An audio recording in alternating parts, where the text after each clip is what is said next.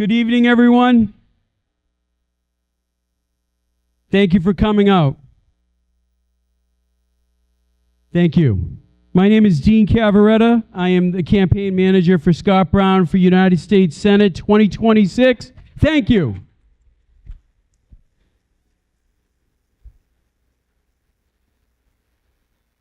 We really appreciate you taking your time to come out and support Senator Brown, and we're excited to get started tonight.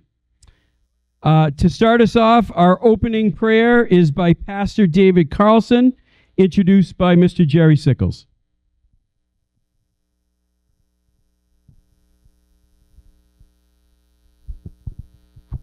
Good evening. Dean, is this a nice-looking group of people or what?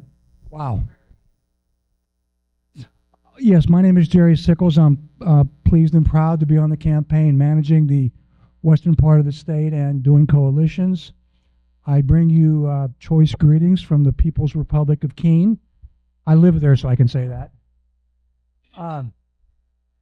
I'd like to introduce two really good friends of mine. First, Pastor Carlson, senior pastor of Gospel Baptist Church right up the road in Manchester. And then Hillary Seeger will lead us in the Pledge of Allegiance. Hillary is an Air Force veteran and the co-chairman of our Veterans Coalition.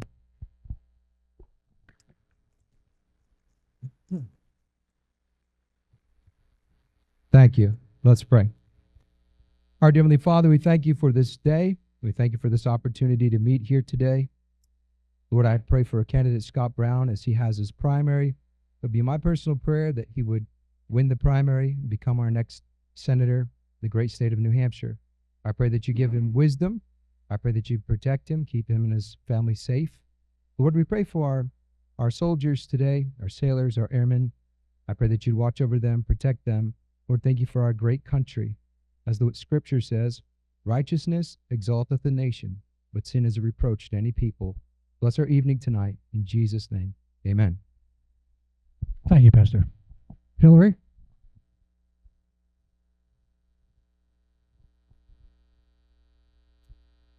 Direct your attention to the flag at front.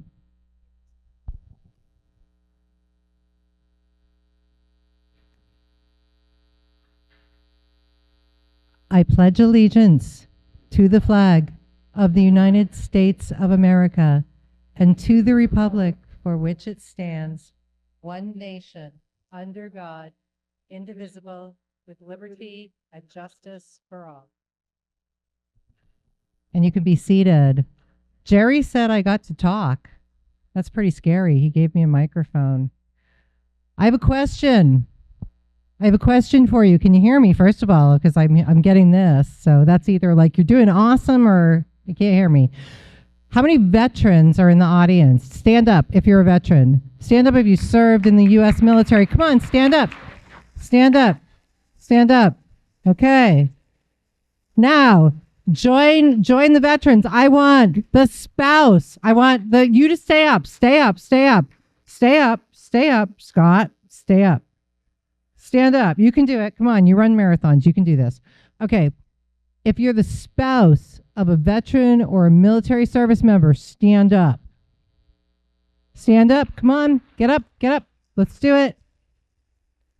Child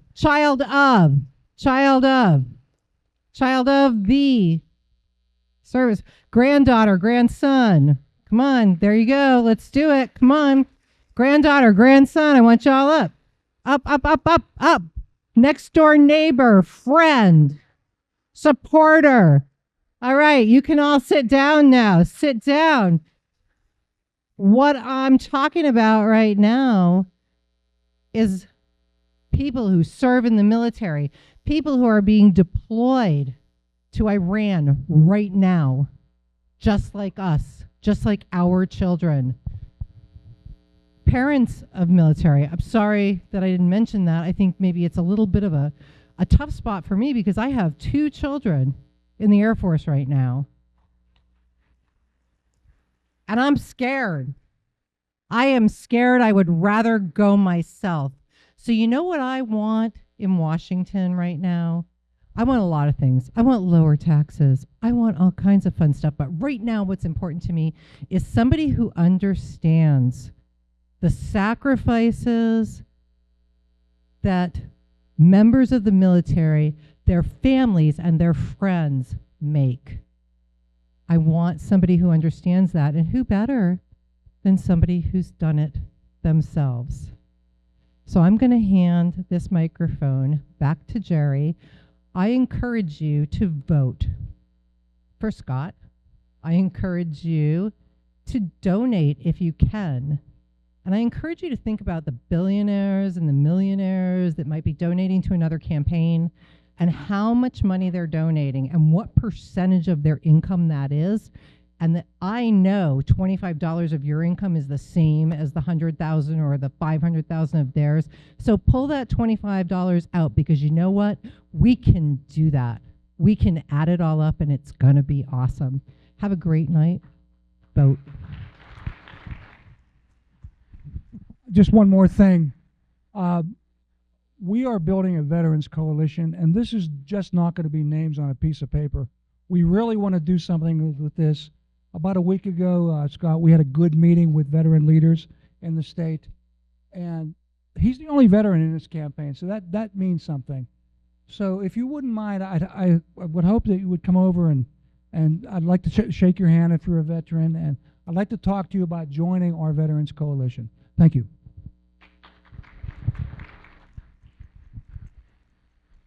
Thank you, Jerry. Thank you. Thank you, Hillary. Before we go any further, we're going to be asking Chris Bright to come out in a few minutes to introduce Scott. We wanted to have all elected officials stand up to be recognized in the audience here tonight. Thank you very much for your participation here. Thank you. All New Hampshire elected officials.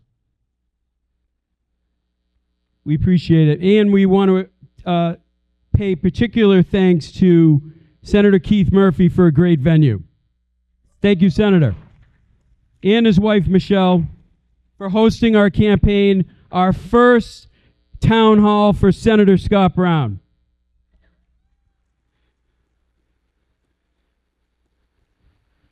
We expect more 2026 candidates who want to join these elected officials. We'll recognize them later in the program when they're all here, but we want to thank them for coming here tonight.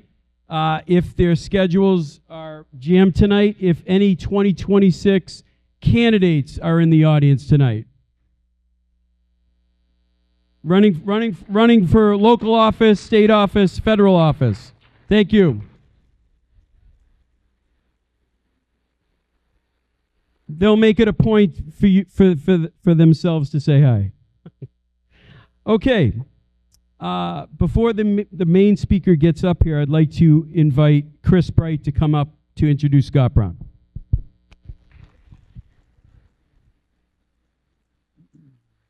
Appreciate it.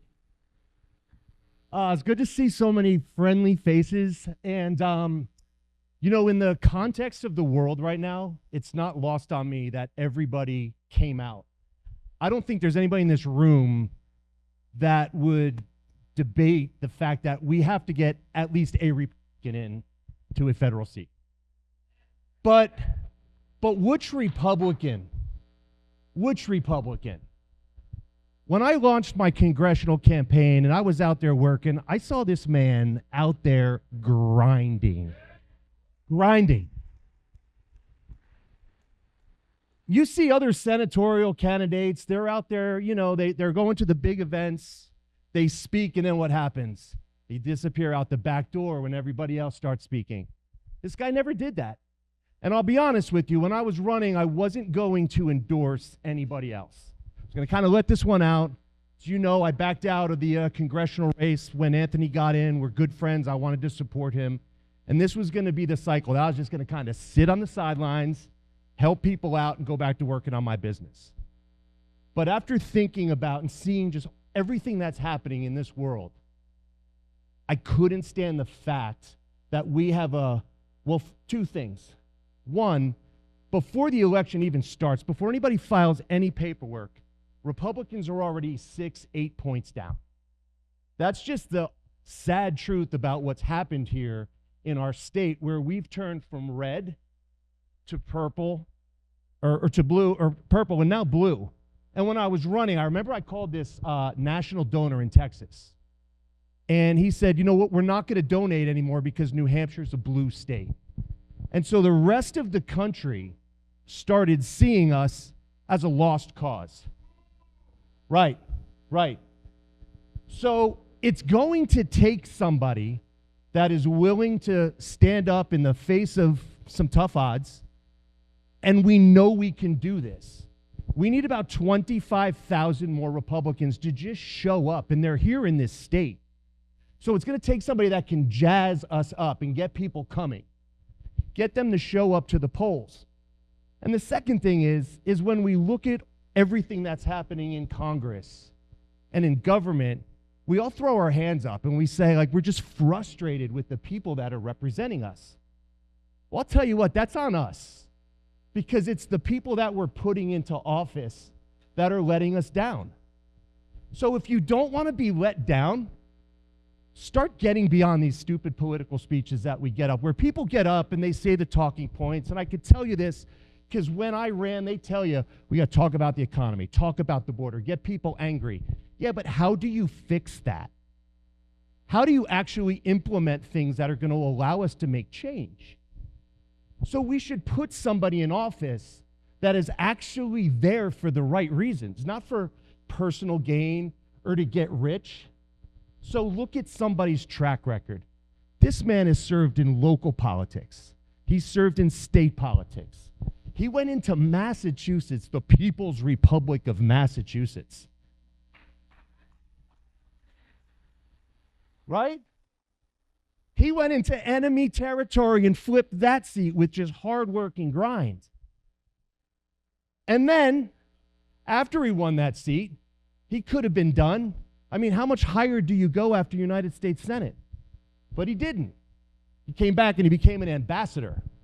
And an ambassador to New Zealand. And if you don't think that's a big deal, think about what's going on in that Asian Pacific part of the world, where the Chinese have signed these large agreements with the Belt and Road Initiative, and they've locked up 100-year trade agreements with 50% of the world's GDP. And they're trying to just unseat the United States as the sole hegemonic power. This man was playing a role in that region as this was all going on. And he still didn't retire. He decided that after seeing everything else, he was going to throw his hat back into the ring. And he did it early, and he did it aggressive. He was out there last cycle when we were still running in for the last election. I first saw you out there at that young Republican's barn. So he was at work starting this process about 2 years ago. He served his country in uniform. And at the end of his commitment, he didn't get out. He stayed in and he retired as a full bird colonel, one step below a general.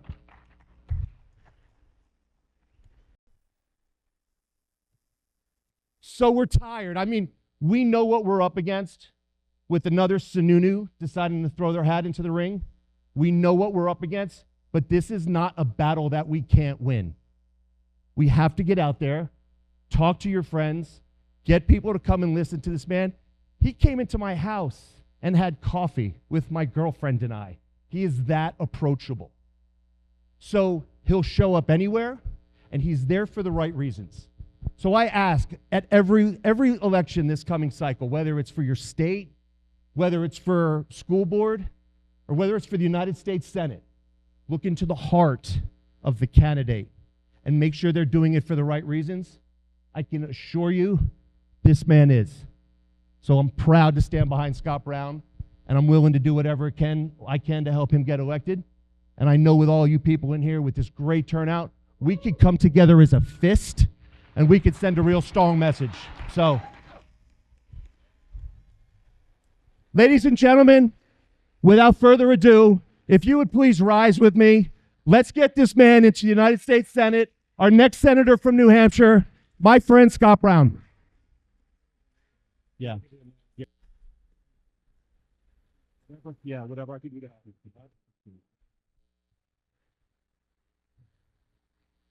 The check's in the mail, by the way. No, thank you. And it's good to see Brian. Brian, thank you very much for coming, and all our elected officials here. I want to thank you before I even start for everything that you've done and continue to do, not only on energy, young blood in there working hard, finding a way not only in our local politics but in our state politics to basically keep that New Hampshire advantage. No income tax, no sales tax, no bottle bill, carry a gun if you want, motorcycle helmet if you want or not, no interest in dividends tax. I'm a little off script. I really don't have a script. I never do. But that's one of the reasons I'm running, is because the four knuckleheads in D.C. are thwarting our New Hampshire advantage, putting in roadblocks, men and boys and women and girls sports, open borders, sanctuary cities, more taxes, more spending, more regulations. And it's affecting us. Let me just start. And I might as well just go because I've already, started. I'm never gonna vote for an unfunded federal mandate that comes back on the backs of all of us. It's never gonna happen. Okay, let me just start with that.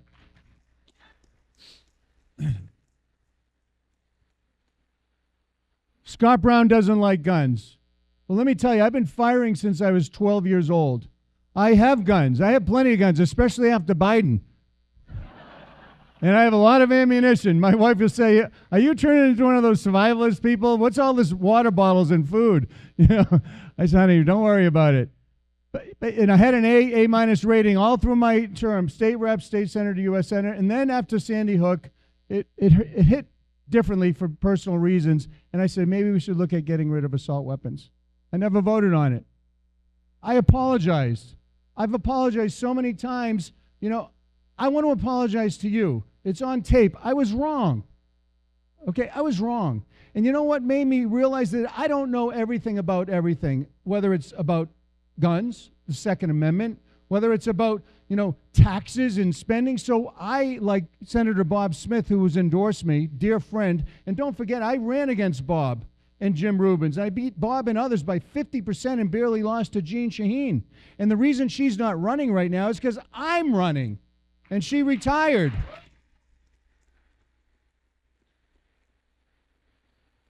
So like Bob, I'm going to pledge to you right now, it's on tape, I got media here and everything.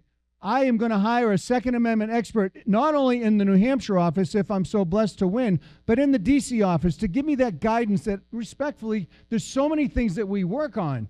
I don't know everything, and I was wrong. So can we settle that? And if you want to go shooting with me, I recommend you go to the Londonderry Fishing Game Club for the machine gun shoot and have a great time. Because I have Rick Olson's endorsement and Steve Cox, and I also have J.J. Valera. I have your endorsement. I have many people here who care about our Second Amendment rights. And I will never, ever vote for anything or submit anything that affects our Second Amendment rights. It should be handled right here in the States, and I believe that with my heart.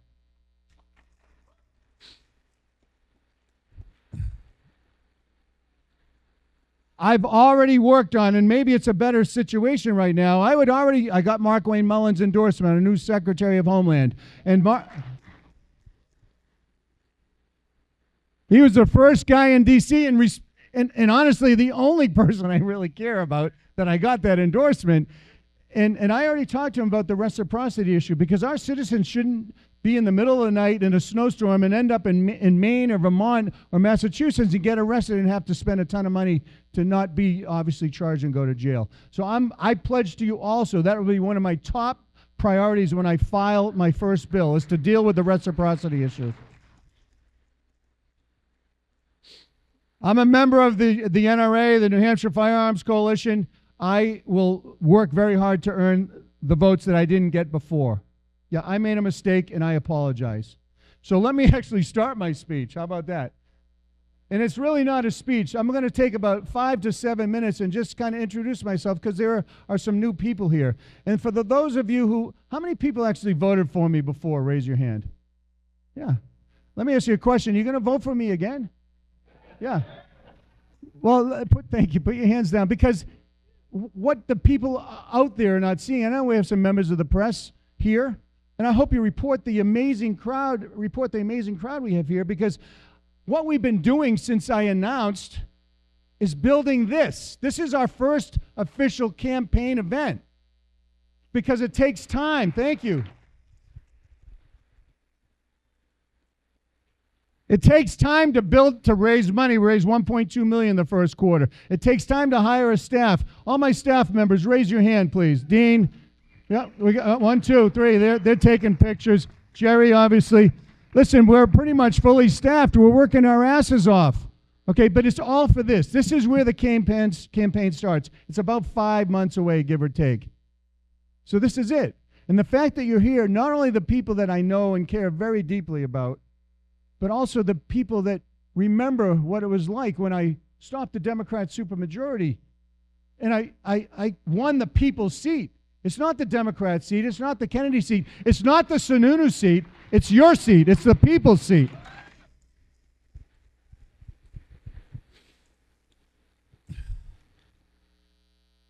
And it feels good. I'm having fun. No, really. Gail says, "Are you okay?" I said, "Yeah, I'm actually enjoying this." And then she says, "Yeah, I know. Are you okay? Why are you enjoying getting the crap kicked out of you every day, getting up and making 3 hours of phone calls? And for those of you who have left checks out there, thank you. Obviously, it costs money to do these things, but we're happy to do it. And if you can help, go on scottbrown.com, leave us a check, help out, because every little bit helps. A bumper sticker's $1, a sign's $5. I got to pay Steve. He's taking all my money for all the signs. So, yeah, thanks, Steve. So thank you for that. Scott Brown, but I like him, but he's not from here. I'm the only one that's from here. Gene's from Missouri, Maggie's from Massachusetts, John was born in Boston. I was born at the Portsmouth Naval Shipyard. My dad was in the Air Force. My mom was in Portsmouth. For the first 3 years of my life, I lived on Islington Street in Portsmouth. Okay? And then, sadly, my parents got divorced. They were married and divorced 4 times each, by the way. So, and we moved to Wakefield to live with my grandparents, Wakefield, Mass. And because my mom didn't have a college education. She had no security blanket. And I moved there, and I had a wonderful life. I met Gail there. I had Ayla and Ariana there. But they're all here now. My mom was here. My sister's back home. My daughter's a medical director. She's on the New Hampshire Veterinary Board. My grandchildren, 2 out of 4 are here. We've been a homeowner taxpayer since 1990.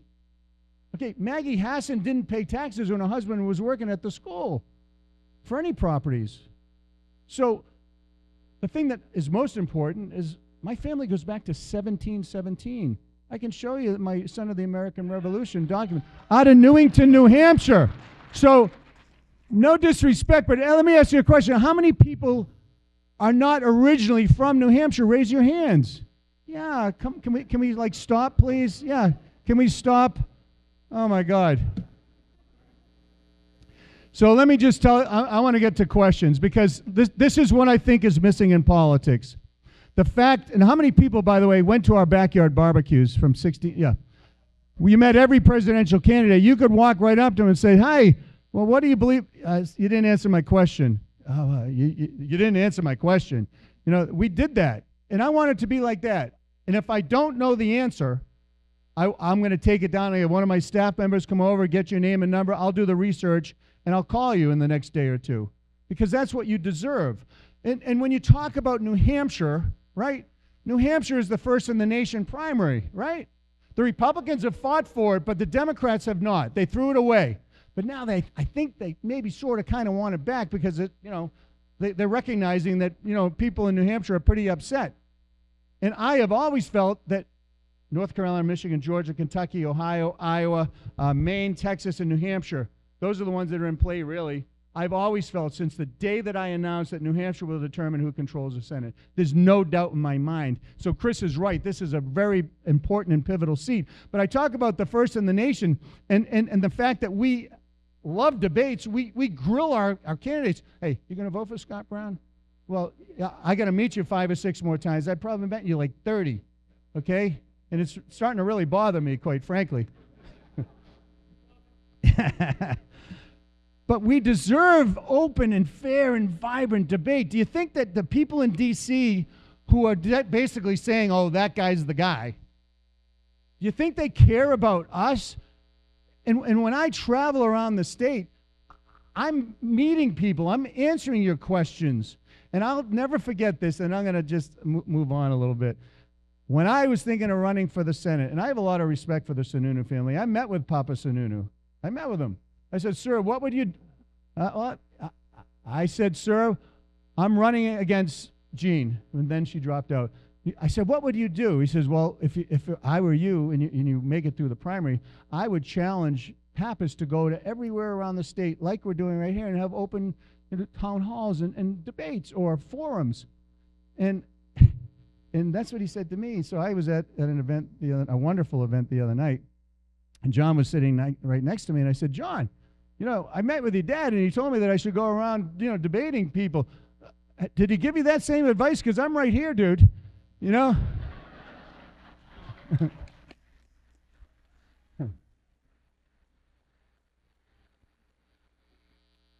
I love letting people know what I think, and I love learning, and I love recognizing when I made a mistake, and I can apologize. When's the last time you heard a politician apologize for anything? Believe me, it's so important. And that being said, I'm asking you to help us, and I know the media's here, point it out and say New Hampshire deserves to have 2 qualified guys, live in the same town. I actually ride my bike around. I did it yesterday. Rode my bike by his house. Not on purpose, but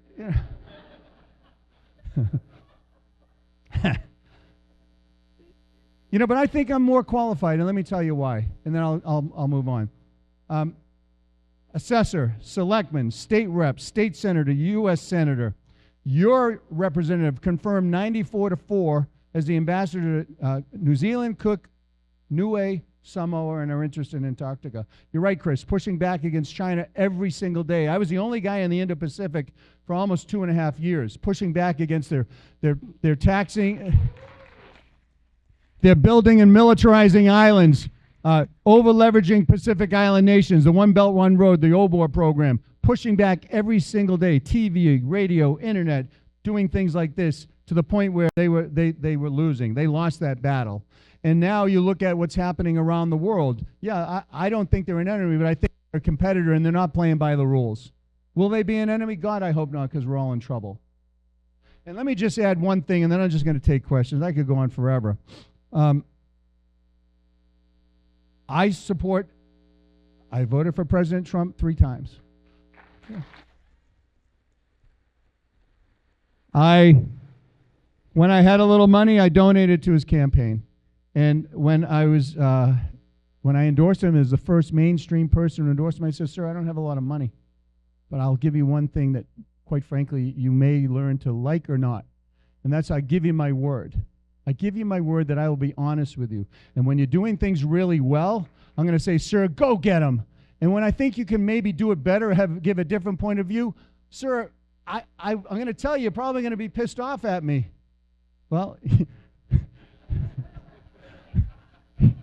but that's okay, because I call balls and strikes. Now, John got the endorsement, but he's the guy who was with Kasich. He was with somebody else, and then he wrote the op-ed saying Trump is a loser. The whole family hates the president, and they've never supported him. So how high, what did he give up, and how high is he going to have to jump when the president calls him? Versus me, I'm going to tell him, for example, let me give you 2 examples, and I'm just going to open it up. When he went after Maduro, I thought it was unbelievable. It was like I was watching a Tom Clancy. Yeah.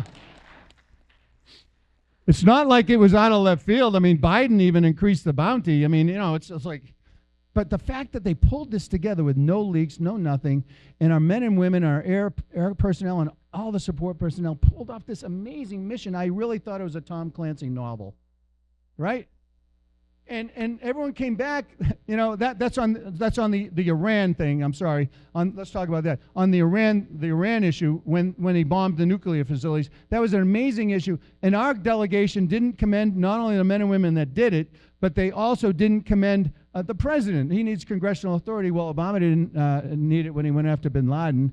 JFK and the Bay of Pigs, he didn't need it. But obviously everything President Trump does. Now, Maduro, sorry I got a little brain fart there, but Maduro, what they did there was incredible. But I don't want him running Venezuela. So he said, we're going to run. So I support what he's doing, but I don't want him to do that. And let me talk about Iran. I've been to Afghanistan, Pakistan, Israel, Dubai, Jordan, Kuwait, Kazakhstan, know the area, dealt with the ambassadors, done trade deals, pushed back against China, been to those areas, met with the royalty and the leaders, and what he did is something respectfully that should have been done a long time ago. They bombed our Marine barracks, killing our Marines. They took over the embassy. We all know about that. You know, killing the head of the CIA, skinning him alive, I understand, murdering him. You know, exporting terrorism around the region and the world with Hamas, Hezbollah, and the Houthis. You know, killing, hurting, and maiming citizens of ours and other countries for 47 years. Okay? Destabilizing that entire region, controlling the Strait of Hormuz like they're trying to do right now. All these things have been happening for 47 years. So my question to you and anyone who's not supportive of this one action is, at what point do we just say, we got to do something? However, here's where I differ. I support it 110%. But I think once we put people on the ground, he's got to get a declaration of war. And I say that because we lived in Iraq. We saw Vietnam. We've seen many of these conflicts that, oh, we're just going to put a couple of thousand. Yeah, we got to put another couple of thousand. And I would work very hard to get that done. I would work myself to help him get that done. I think that's the difference. John will never say that. Now, I went to St. Anselm's and I spoke to the young Republicans, and I asked the question, who supports that? And every single young person raised their hand because they recognize. And you may say, well, I don't want to tie his hands. I think we've given him a free rein, and I appreciate everything that he and our military have done. And our new allies, the Abraham's Accords, are now going to be full steam. Who would have ever thought that the Arab leaders in that region would be working with Israel and the United States? So I think it's going to work out. I hope that they realize their full potential in that region without that big bully. So with that said, I just want to take your questions. So I'm not going anywhere, so fire away.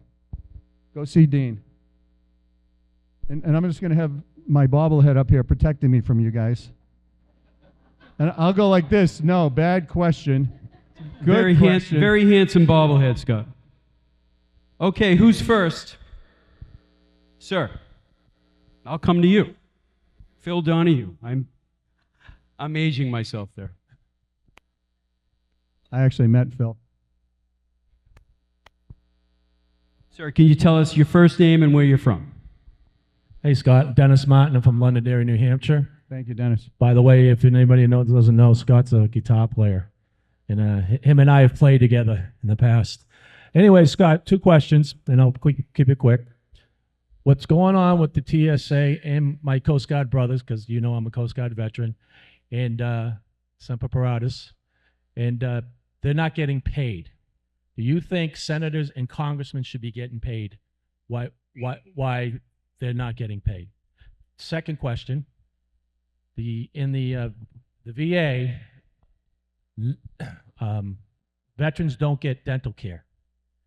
Just the ones like myself, who I'm 100% service connected, disabled, but not all veterans get dental care. Would you support a bill, putting a bill in for that too? Thank you. Well, I thought it was going to be a hard one. We talked outside. My nephew's the XO in Portsmouth, actually. He's in the Coast Guard, and he is not a wealthy man, and he is struggling and hurting. Gail and I were talking last night that we're going to reach out and see what he needs in terms of help. So what's happening right now with the Democrats, and don't make any mistake about it, holding everything hostage because they can, sort of. Now, I have already been on record that I believe that the majority leader should hold everybody there 24/7. Don't let them go home. And certainly don't pay them. And certainly don't give them, like Delta. I think I'm going to fly in Delta from now on. Taking away that speed lane. Oh, sorry. Do you know who I am? Yeah, I'm John Kerry. No. I've seen him do that many times. So yes, of course they shouldn't be paid. Of course they should do their damn jobs. But the only way to get that done is to keep them there, because they're back raising money. They're back on their social media. They're chirping and doing all these things, and they're not doing the people's business. They've had plenty of vacations. God, I wish I had vacations like that. But they don't. So that's number one. I hope that's pretty simple. Yes, on dental care, listen, I was hoping in President Trump's first term that I would be the head of the VA, but he went with Shulkin, and I thought it was a huge mistake, and he was gone within months. Because on the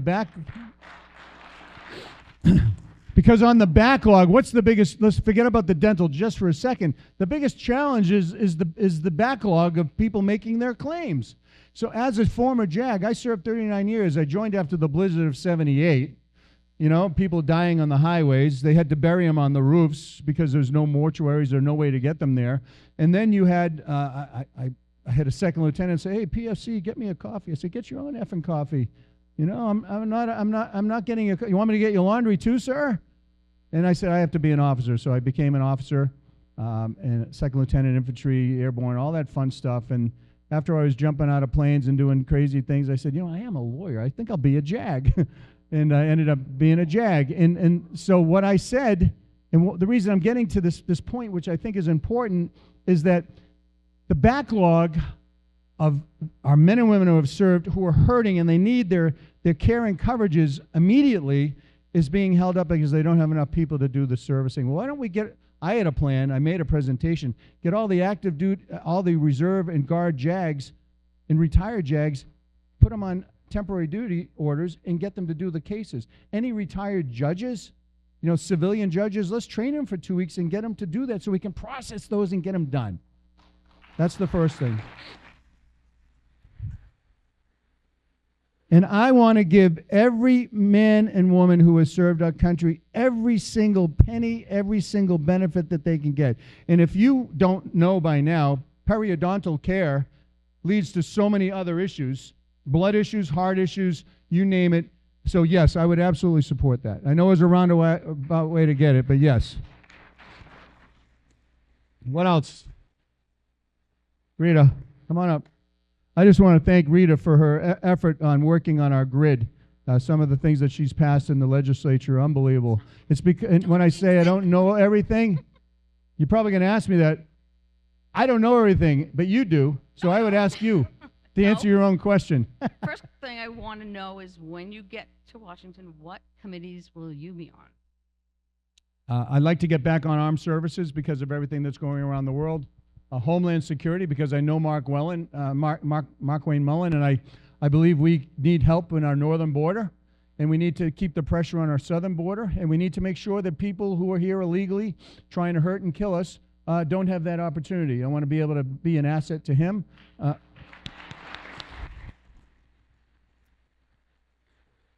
And supporting what you said, I want to get back on Veterans Committee. And then because we have so many small businesses who have so much red tape, I'd like to be on those same committees. Okay, so away from that, as you know, I'm on that most exciting committee in the universe. I'm on Science, Tech, and Energy. So we're trying to pass a bill right now, and I want to know if we get the ground work going, we want to get it going in all the different states because the feds won't do anything to protect the grid. Will you work it from the top down? No, it's interesting, Rita. You should have a town hall on what you've done on dealing with our grid. I believe our old grid is one of the biggest vulnerabilities we have aside from our national debt because, a couple of strategic blows to our grid and we're in deep, deep trouble.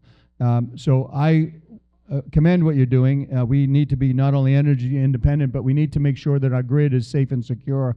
And I'm shocked at the federal government, but when I get there, I'm going to deal with the entities that obviously do that funding and try to do it from the top down. Of course I am, because we have a vulnerability that if it goes, we're in deep, deep trouble. And don't think that China and Russia and North Korea and the bad actors aren't looking at our water supplies, our electric grids, and a whole host of other things. They are. Yes. Hi, Scott. So voted for you in Massachusetts. Very excited to vote for you here in New Hampshire. I run a nonprofit here in New Hampshire. We are not, get closer. I'm usually so loud. We are not very well aligned with the current administration based solely on our mission statement, not on the really good work that we do in the community. So my question for you is this. Do you feel that federal funding for nonprofits should grow, shrink, or be restructured? And what would that look like in practice? Well, the first thing I would need to do is see how much federal funding we're giving to nonprofits. I know under previous administrations there was more given to faith-based groups and things like that. So without being there and not being able to see what we're actually doing and what we can do in the future, not only legally but within the constraints of our $39 trillion national debt. What I have found, and there was somebody here who was talking about an event that they're having, I personally would like to support you. I have supported any and all entities that deal with people who are struggling, because guess what, folks? Not everybody's surviving in our state or our country. My mom and dad, as I said, were married and divorced 4 times each. My mom was on welfare. I remember getting those blocks of cheese, all right, and powdered milk. I was arrested at 12 for stealing, drinking, driving, and stealing. Yeah, I'm a sexual assault survivor, a domestic abuse survivor. So, yeah, what you see here is a reflection of all of the life challenges I've had of learning and growing and having a great coach, a great teacher, and a judge who looked at me and said, I'm going to give you a second chance. He had me write a 1,500-word essay of how I let my brothers and sisters down and how they would not like to see me play basketball in jail. And there's not a day that goes by I don't think about making those right choices. So in terms of the funding mechanisms, I have to get in there and do a deep dive, and I'm happy to work with you to understand what the challenges are in your group. That's the best I can offer right now. Great. Thank you. Thanks.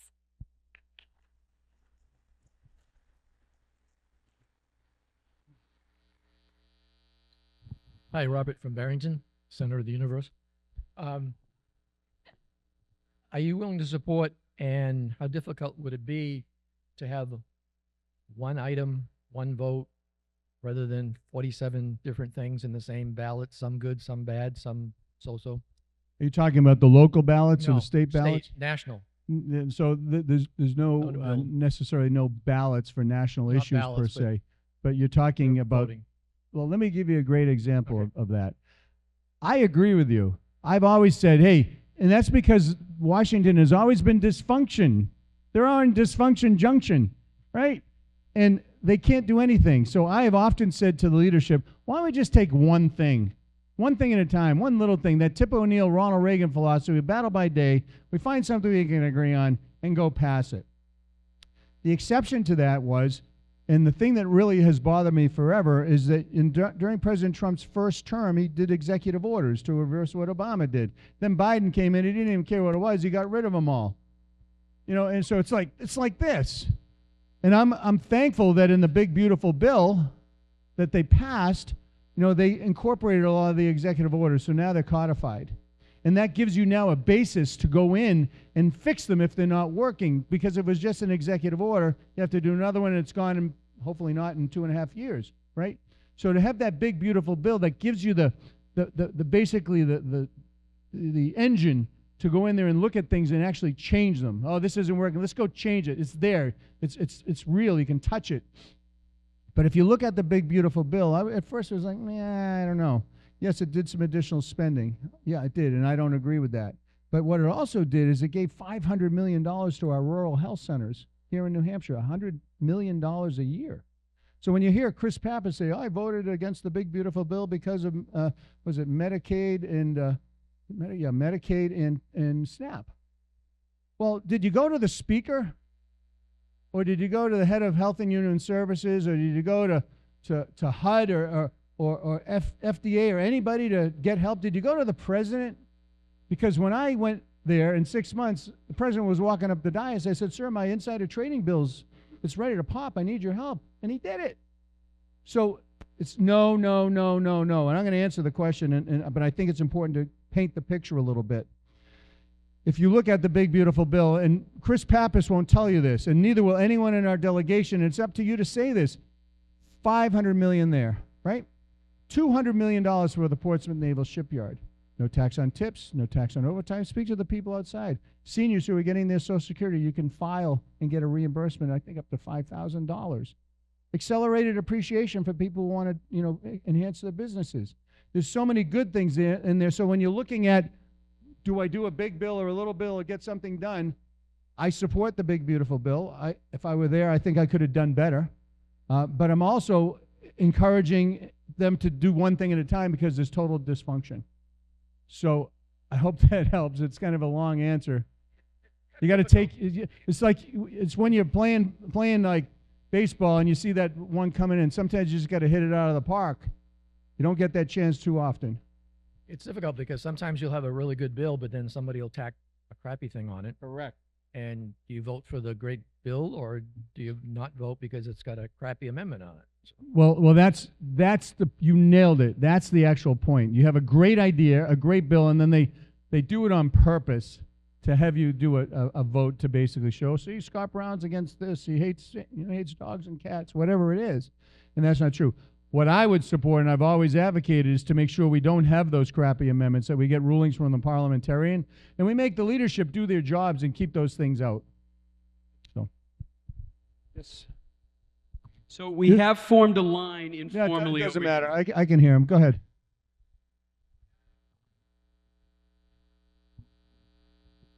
Yeah, so he asked his reconciliation and the line item. Well, first of all, let me say I support a line item veto. Okay. And like our households in our state, I support a balanced budget amendment. Okay.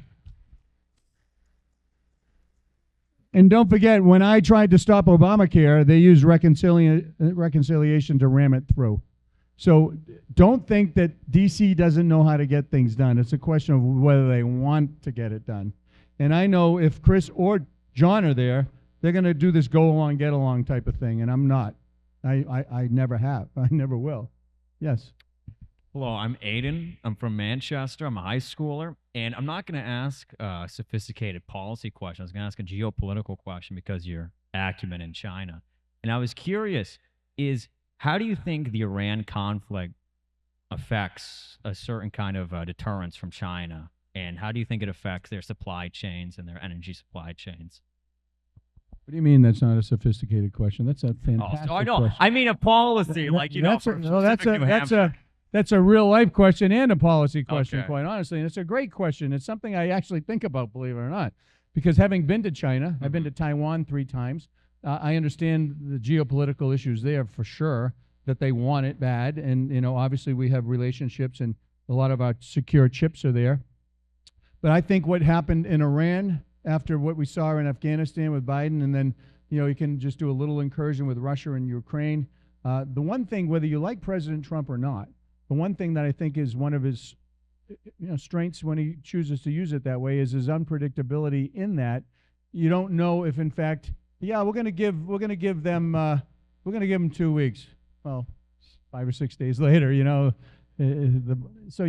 keeping them up, you're not going to tell people your military plans. So I thought by sending a message to China and what he did in Venezuela has absolutely dried up a lot of the oil supplies, not only for North Korea, but also for Russia, not so much Russia, but China. And the weaponry from various countries now, with Iran especially, the drones, et cetera, being exported to Russia and being exported to other parts of the world are gone. And that effort to stop the people that are working, the Hamas, Hezbollah, and the Houthis, from exporting, yes, they're still doing that, but it's getting smaller and smaller and smaller. So I think what's happening is a good thing. I do. And I think that your question was well taken and well thought out, and I appreciate it. Thank you very much. Thank you.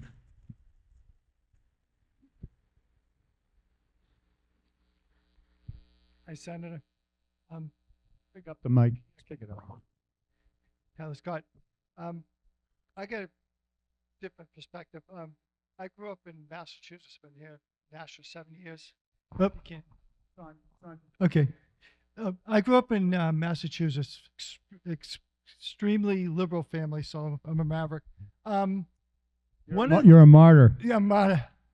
But here's the problem I see in the United States: voter apathy. Young people don't vote. Is there what you could do going there is, and this goes to the media, showing like Akeem Jeffries, Schumer, calling the commander-in-chief a Nazi. I get it. You don't agree with him, but the profanity, what do we doing as an example to our families? Because I don't talk like that. I know you don't. So how do you feel you could do something to influence or something so we can, we used to have civics classes and when we were going to school and we had votes and it was fun. So anyway, that's my Well, question. listen, first of all, thank you and welcome, obviously. Yeah, I'm that Tip O'Neill, Ronald Reagan philosophy, battle by day, and grab a scotch and go figure it out. Because remember, when Ronald Reagan was shot, Tip O'Neill said, went to the hospital and said, Mr. President, I love you, the country loves you, get well soon. Can you picture Hakeem doing that? No. Or Nancy Pelosi? No. So the civility is gone. And let me tell you why I think it's gone. All right, let me tell you why. I think it's gone because back in the day, they lived there. They didn't come home. And now they leave at 4 o'clock on a Thursday. They go back Monday at 7, take a fake judge vote, and then they have vacation after vacation after vacation. And so with advent of social media, in the fact that back in the day, you would go to church with them, you would go maybe out to dinner, your kids would play soccer or basketball, baseball together, and you say something stupid to somebody or inflammatory like they're doing now, my wife or somebody's husband would say, you better pick up the darn phone right now and call and apologize because we're going out to dinner with them tonight. And our kids are playing soccer and there's a sleepover next week. So that civility is gone. When you don't have to look at somebody just like it is on social media, when you're texting and typing and hiding behind, there's no confrontation, so you can do and say whatever you want. So there's no accountability, there's no attention to detail. I will not do that. If you have a problem with me, tell me, and we will grab a beer. There's people in this room right now that we battled with, okay? And now they're my best friends. Look at Mark Wayne Mullen and Sean O'Brien. I did Sean's podcast. He gave me a check. This is the head of the Teamsters Union. He gave me a check because he recognizes that I'm one of those guys that he can pick up the phone and come in the office and say, I got a problem. What can you do to help? And you say, what's the biggest, and I hope that answers it. I'm going to lead by example. How about that? Okay? It's not going to work. It'll never pass. I tried a bill to cut the government spending in every department by 5%, and I got like one sponsor. It's outrageous, but you can get things done. So thank you.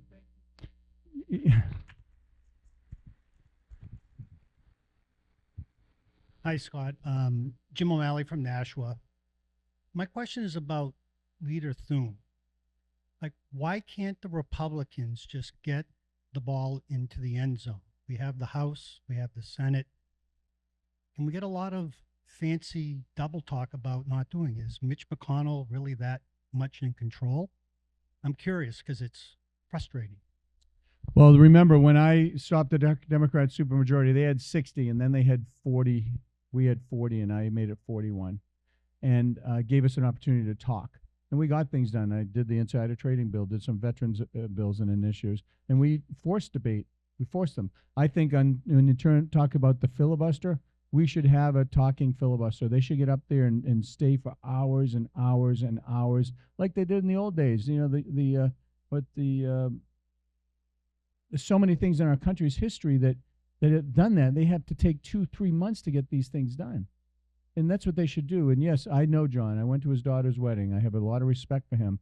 But I think that you're right. We have I think the speaker's doing a great job. He's got a 1-vote margin, and he's getting stuff done.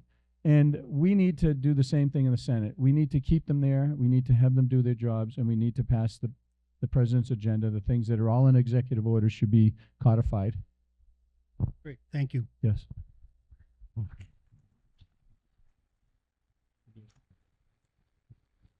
I'm watching you. Good evening, Scott. Good to see you again. It's a pleasure as always. So as Merrimack County Commissioner, today with my finance director, I was viewing the end of quarter financial reports. I'm like, this looks good, that looks good. And I'm like, whoa, energy, that costs a lot, specifically for the county jail and the nursing home. Said, that must be more than last year, because I don't recall a number this big. I said, can you please run the year-over-year % increase on the energy cost? He did very quickly. 35% energy cost to Merrimack County alone. That's when I heard that, I'm like, wow. And that's all I could say. There's a lot of reasons for this, but in my opinion, this started way before the conflict in Iran. I think a lot of it has to do with our neighboring state of Massachusetts as well as New York, who, like the Iranians in the Strait of Hormuz, are blocking oil and natural gas. Massachusetts and the state of New York are blocking shale natural gas from Pennsylvania via pipeline to New Hampshire, and it's affecting Merrimack County residents, Granite Staters, and everyone in this room. So what can the federal government do to tell the state of New York and Massachusetts, no, you can't block the rest of New England from energy? You know, that's a fantastic question. We all have energy bills, and I did an X video, FaceTime, Facebook video on this very issue. When you open up your energy bills, well, you look at the previous administration, and especially Chris Pappas in our delegation, voting for all this Green New Deal stuff that makes it more and more difficult, all these hidden fees within our bills. I bet if you look and do, why don't you have them run, what are the hidden fees that we don't know what they're actually for, and what's the percentage of that in terms of actual percentage, and then the percentage increase, number 1 and 2. But yeah, and I know Brian is doing a lot of work on this issue, trying to address the energy issues. And it's obviously there's some state issues that the state needs to really flex its muscle. We have Seabrook, it has another pad. I don't want to steal your thunder, Brian, but it's something that I support, and I believe we should have the ability to be more self-sufficient and self-reliant on what we can do. But you're right, you know, it's those parochial petty interests where these other states don't want to give us the things that we need to be a vibrant and economy. But you look at what's happening with Governor Ayotte and the governor in Massachusetts, you know, they're battling. You know, there's never going to be anything done, quite honestly, until there's a change of administration. So your question is, what can I do federally? It's going to be one of my top 5 priorities, is to find out what can we do. Is there something we can do with the Department of Energy to squeeze them out of energy so we can actually be sharing and getting our fair share? And I make that pledge to you. Thank you. Okay, before our next question, I just want to acknowledge the guy running around here. His name is Andy Dow. He's a great veteran. Andy, thank you. And his daughter, don't forget his daughter. And not to be outdone, Andy's daughter, Andrea, thank you for your help on audio-visual. TV production 101, thank you for your help. Thank you. Yes, sir. Who else? Anyone else? Yes, Colonel. Yes. Get down and give me 50. Oh, not anymore. I'm 75 years old. And speaking Okay, of give me that, 70 then. April 4th, my wife and I are going to be married 50 years. Yeah, she's a saint, by the way. So, 3 deployments. But what happens is I've been married for 50 years to a wonderful woman. I have 5 daughters. I have 5 grandkids. When are we going to decide what a man and a woman is? And I'm tired of it. I have a sign in front of my house, to be honest with you, what Pappas said and what all this. I don't want my grandkids to be in a locker room or a bathroom when some guy comes in. All right? And I just, that's my feeling. And Well, that might be a hard question to listen, I have 2 daughters and 2 granddaughters and a lovely wife, and I can attest to you that my wife is definitely a woman. Okay? I know that for a fact. I'm just saying. But the fact that we have our entire delegation, not just Chris Pappas, supporting men and boys and women and girls sports and spaces, I just shake my head. Am I getting that old? Is this the new norm? No, it's an 85% issue. Listen, I certainly, I respect, I don't agree, but I respect the fact that somebody is going through a change, a life change, and God bless them. I wish them well on their journey. But don't then take that masculinity and the years of being a man and then go and use those natural gifts to crush the dreams of our girls and our women. Just don't. Because it's like Caitlyn Jenner said, and I've met Caitlyn, when I went up to her, I said, I have your poster on my wall. Yeah, I did. I said, I used to eat Wheaties because of you, and I hated it.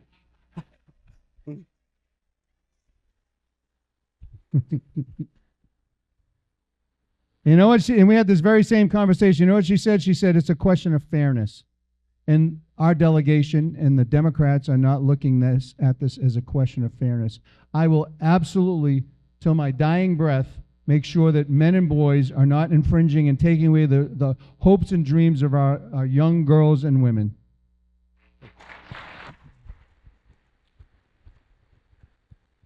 So, thanks, Dean. Obviously, you don't have a rock band. You don't know never to do that, right? Thank you, Colonel. Major, retired. All right, Major. All right, you look young. You can get down and give me 50 then. And I have my friend with me. Oh, nice, nice. He's under here. Yeah, I didn't even know. He's very well behaved. You didn't even know he was here. My question is about term limits for federal offices. Yeah. Would you file legislation to support that, and do you support that? Because being a politician was never meant to be a career. So, listen, I thought you guys were going to ask me a couple of hard questions. I've been in favor of term limits as an assessor, selectman, state rep, state senator, U.S. senator. And I believe in term limits. I believe 6 terms for a congressman, which is 12 years, and 2 terms for a senator, period. I am absolutely, thank you for asking that, in favor of term limits. Sooner the better.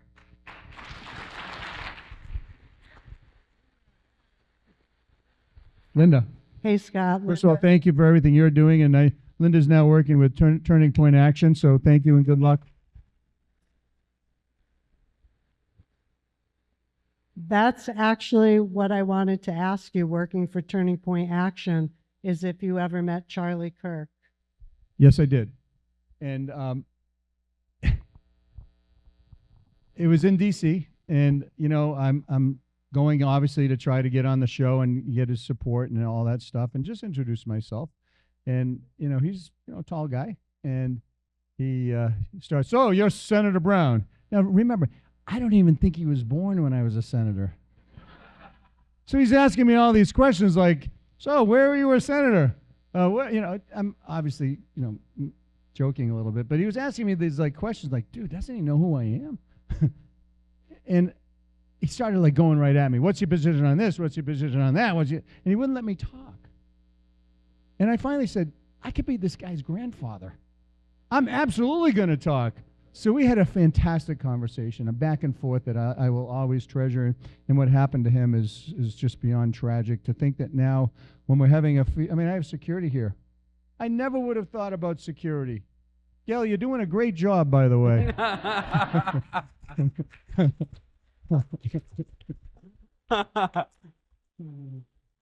She's like, "What?" But seriously, when do we not have the ability to go up to people and have a conversation? Like, find some common ground that we actually can talk about our veterans, our family, the Celtics, the Red Sox, the Patriots, the Bruins, all the great things that we can talk about. Since when do we want to kill each other or hurt each other? Because I can tell you, when I've gone to conversations, "Hi, I'm Scott Brown. I'm running for the United States Senate." "You're a Republican, aren't you?" Slam the door. Like, you don't even know me or anything about me. And that's not right. I believe that we should find some way to communicate, because guess what, folks?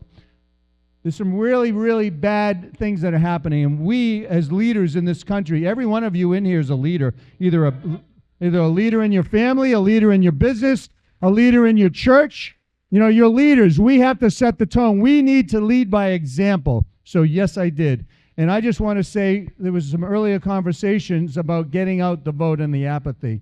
It's not 30,000 people we need. I know how many people I need to win. We have a plan and we're executing it. And to have you here is an affirmation that the efforts that I used and did for the last 8 to 9, well, it's 10 months almost, are paying off, because you get it. You know, they're not picking it up, you know, whether it's in the magazines or the I don't give a shit. I don't. I really don't, because I just look around. We're here. And this is the beginning of the Brown Brigade, the Brown Battalion. But I will say something that really stands out. The Turning Point Action, what you're trying to do is great. I went up to Wolfboro to go door to door with a candidate who was running, a wonderful young man. And we went to probably 40 houses. And 17 of them open the door. They look at him, they go, "What are you doing here?" I'm like, "Oh, here we go. I'm already voting for you." Go somewhere else, dude. And by the way, Scott, I'm voting for you too. But guess what? He still lost by 200 votes to somebody respectfully who I don't believe, is concerned about New Hampshire representation of values. It's more about the wokeness and the divisiveness and those types of things. So the lesson there is, I thought he was going to win. Okay? But if you look at the turnout, it was terribly low. And then people say, oh, I can't believe our taxes are going up. Linda, you know this, and all you know this. The Democrats right now have bills in the legislature to reverse everything that you guys have done on our taxes and spending and our budgets, right, Rita? So we need to make sure, if you don't like me, that, okay, great. I'll go back to the grandkids, and Gail will love me forever.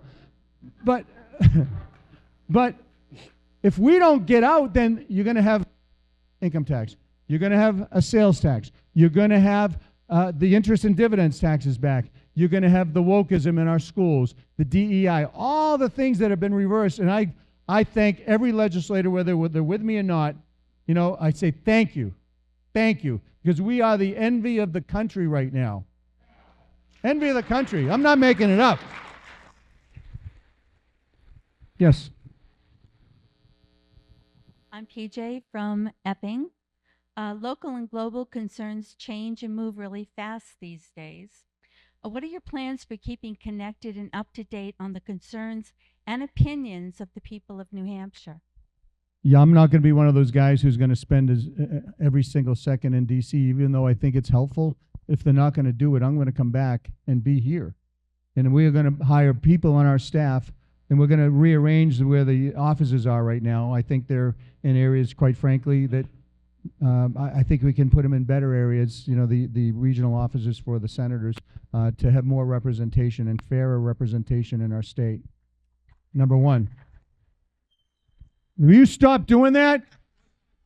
God. Number one. We have a question over here. Number two, I'm not done. Hello? I'm going to make sure that you have my personal number. I think I may, if I didn't give it to you, I will. I deal with things personally. I always have. Ask Gail. It's 12 o'clock. Who's calling? Yeah, they need help. They need help. And if I could just, so I'm going to be available. My staff is going to be available. Not like Chris Pappas when there's a closed sign and all those things. Or I'm going to ask you a Democrat or Republican. That's not going to happen. You're a U.S. citizen. You're a New Hampshire resident. I'm going to do my very best to solve your problem, because you're not calling me, hey Scott, when's your band playing? By the way, it's at Wally's on the 25th of April. I'm getting screwed by the IRS or the EPA. I need your help. That's who I am. And I'm going to share one story, then I'll take this next question. When I was a U.S. Senator, I always visited our men and women who were injured in battle. I went to Walter Reed one day, and there was a young man from Westfield, lost his arm, lost part of his leg. He was doing push-ups and sit-ups, and I said, what are you doing? He says, oh, I'm getting ready to go back. He wasn't going back. He wasn't. And I talked to him. He's from Westfield. I said, listen, Gail will tell you this. If there's anything you ever need from me, you just call me anytime. Break. I'm not a U.S. Senator. I'm a former U.S. ambassador. I'm not, in the game anymore, right? My daughter, Ayla, you may remember on American Idol, she's down the Cape, and her mother-in-law is down there, and this woman comes up and, hey, are you related somehow to Scott Brown? Well, yeah. My daughter was married, blah, blah, blah. My son married her daughter. And, well, my son needs his help. He visited him in Walter Reed. This is 12, 13 years ago. Turns out that the kid's at a law school in Massachusetts, and he wasn't given any accommodations for his disability. No extra time, no nothing. This is a Purple Heart Silver Star recipient, highly dedicated, smart as a tack, and yet he was getting screwed. He had a 1.99 2.0 means you're on probation, you get kicked out. They did everything they could to hurt this veteran, this hero, and then he called me. And luckily he did, because that dean and the faculty were not happy was about what I did and was about to do. And I'm so thankful that I did it, because I just wrote his recommendation to the bar, and he graduated like top of his class. So, and I'm not even in the Senate. So what you say is, what are you going to do? I'm going to do what I've done my whole life because I remember being that guy who was getting that powdered milk. I'm going to help out with charities that like yours and others that need help. I'm going to show up at events and ask questions. I'm going to speak to you after this about our experiences. Okay? Yeah. Okay? So things that matter. Things matter. Go. Yes, I'd like to know, how would you reform ICE, and do you think it needs to be reformed? Thank you. If you didn't hear him about ICE. Well, first of all, I don't agree with what's happening right now in terms of them holding back the funding for everybody because they're not getting their way, number one. It's already fully funded. It's hurting everybody but ICE. I think what happened with the tragedies of people being killed is completely wrong and unfortunate. I am very thankful that Mark Wayne Mullen is there to hopefully, and Tom Homan is going to be, has been there. He went to Minneapolis and he kind of took the temperature down, is de-escalating it. But the question I also ask when you ask me that question is say, how do we get here? Like, how do we really get here? Well, we got here because of the open borders and the people that are here illegally, and some of them we don't know who they are. And to think, oh, they're just here, they just came over the border, it's illegal. It's illegal. Well, we need to give them benefits. No, I don't agree with that. We need to make sure they have a path to citizenship. I don't agree with that. I believe that the people who are following our rules and laws, who are doing it the right way, that many of our relatives in our history of our lives have done, is the right way to do it. And what's the problem with that? The problem is there's not, just like with the VA, there's not enough adjudicators. There's lines and lines. There's like hundreds of thousands of people waiting in line doing the right thing for years. How is that America? How is that efficient? Efficiencies are really important for me to make sure we streamline, consolidate, make things efficient. We need to hire more judges. We need to get those JAGs to do those things. You know, think outside the box to get these things done, get these people processed. So the first problem, and I'm going to get to your question, the first problem is we need to get the people here legally. And the people, and nobody should get benefits who's here illegally and has broken the law with it, which is getting over the border illegally.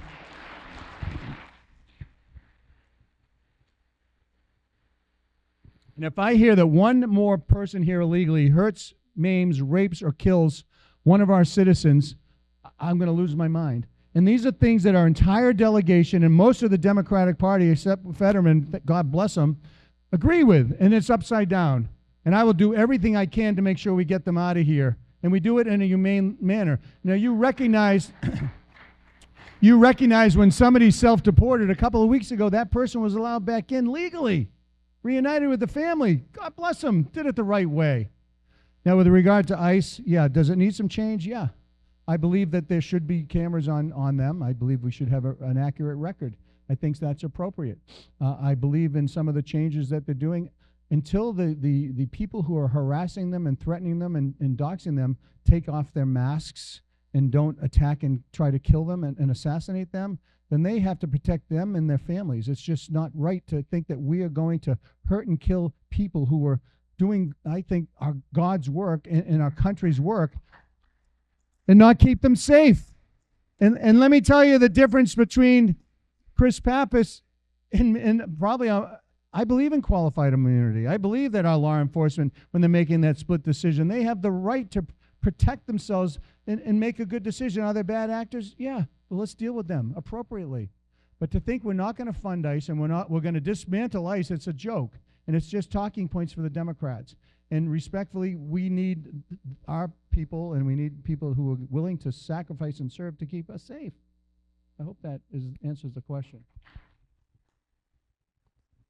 So a couple. Let me just add one thing. Hold on. Let me just ask, sir. Let me just answer one thing I forgot, and I apologize. It's always good to review every agency, every department, and do a top-to-bottom review to make sure we're doing it right and efficiently and respectfully. I left that out, and I apologize. Okay, we're going to have a couple more questions before we wrap up. I also want to do a couple more thank yous real quick. I want to say special thanks to Chef Todd Lytle and his partner in crime, Billy from the Boston Fish Pier and Westford Firehouse, for his contribution. Billy, thank you for the seafood. Billy gave us the seafood. Thank you, Billy. And his other half, which doesn't want to be identified, but we know who she is too. So thank you for them. Sir, your question. We'll have a couple more questions before we wrap up. Hi, Scott. I'm Nino Jafrida of Pelham, New Hampshire. As a member of the local budget committee and planning board, I see how decisions at higher levels impact development on the ground. How would you ensure federal policies support local communities without overriding control? Well, that's another great question. And first of all, thank you. You're so young and you're on these amazingly important committees. So thank you. Well, I already said I will never support a federal mandate that puts the onus on our states, period. And if there are federal dollars available, I will work my tail off to make sure we get every single penny, because we're not getting our fair share back from the money we provide. That's pretty much in every state. The question is really, it's a complicated one, because let's take housing, for example, in our state. You know, you have the question, was the state going to, you know this, Linda and Brian and everybody, is the state going to mandate to the local cities and towns how they're going to build and do housing? So are the local zoning rules and boards of appeals going to be obsolete because the state is saying do this? And then the question is, well, is the federal government now going to say, hey, we need more housing? You know, we're going to go override the state. So I believe in states' rights. I believe that in local control as well. If you want to make changes in any of the things that you're talking about, it's going to be at the state rep, state senator, your level. You should be making those decisions, not the federal government, number one. Number two, when you're looking at things like education, I believe that block grants should be coming back to our state, and that we, as citizens, can actually do it better than the federal government. I've always felt that. Look at the post office. The post office is a great, lovely people. I love the people in my post office. I think they're running like a $9 billion deficit. I had it solved. I did it. I worked on it for months and months and months, and Harry Reid didn't want to do it because I was running for re-election. It would be a win. That's how petty it is down there. Okay? So I believe I've answered your question. I'm going to go and fight for every single dollar. I'm going to do the things that we need to do by not throwing it on our citizens, our state, to make it harder and harder and harder. I'm going to try to streamline the regulatory and any process that where there's a symbiotic relationship with the feds and the states. And I hope I do it better than the people that are there now, because they're doing more regulations, more red tape, more. We can't take any more. Thank you. So we want to thank the Cole campaign for being here, Cole for Yeah, Brian. We want to thank Melissa Bailey for being here, another candidate for federal office. Okay, I didn't see Melissa. Any other candidates? So we'll go a couple more questions. Yeah, go. 1, 2, Sean. Okay. Yeah, I'll stay all night. I don't care. They have rooms here, don't they? Colonel, Senator, Ambassador. Scott's good. You can call me Grandpa. That's the best title. I think you're just a year older than me. Right here with me. Okay. You still think? Do you think there's still a lot of government waste? What happened with Elon Musk, and if it came under a different acronym, would it work for you? Well, first of all, I thought you were talking about the $1 million of fraud on SNAP programs that were in Massachusetts recently. I mean, what are you talking about, waste? There's no waste. Come on. What are you talking about? There's no waste in Minnesota, Massachusetts, California. There's no waste. What are you talking about? I'll never support that. Of course there's waste. Gosh, there's waste in our own households. You know, I really don't need that extra HBO channel. That's waste. You know, I really don't need duplication, of things that we're doing. Gail doesn't need to do the same things I'm doing in terms of spending money for the same exact thing. We can combine and maybe do it more efficiently. Why can't we do it in our state government? I know our legislators work their tails off. And you're doing the budget committee. You're doing the same thing. You're doing that, finding that waste, that fraud, that abuse. Why can't you do it in the federal government? You know why? Because they don't want to. They know they can print money. There's no balanced budget. There's no line item vetoes. They're like drunken sailors. They're going to spend, and our delegation is leading that charge. And I believe the two people running for this office will be one of the same. I'm a fiscal conservative. I've always been a fiscal conservative. I will do anything and everything. And I forgot to talk about the other committee. I want to get on that type of committee. I want to be that guy. Like, you know, I don't agree with Rand Paul on everything, but I think he's doing the right thing on looking at our fraud, waste, and abuse, because it's our money. It's our money. It's not their money. It's our money. And before you ask me for more of my money and my wife's money and my kids' money, do your jobs. Hey, Scott. How you doing? Hey, Shawno. So, I'm not going to ask you a question. Sean's running for state senate, by the way, out of Dover area. My name is Sean Michelonis. I'm the chairman of the Greater Dover Republican Committee, which includes Somersworth and Rollinsford. I'm running for state senate, District 4, against a hard-nosed Democrat, David Waters, which we need to oust him, throw him out the back window, whatever. But we can't say that online. But the reason You're why only on every camera here. That's okay. That's fine. I'm not political. Yeah, I'm medical. Yeah, Italians get it, and we get it.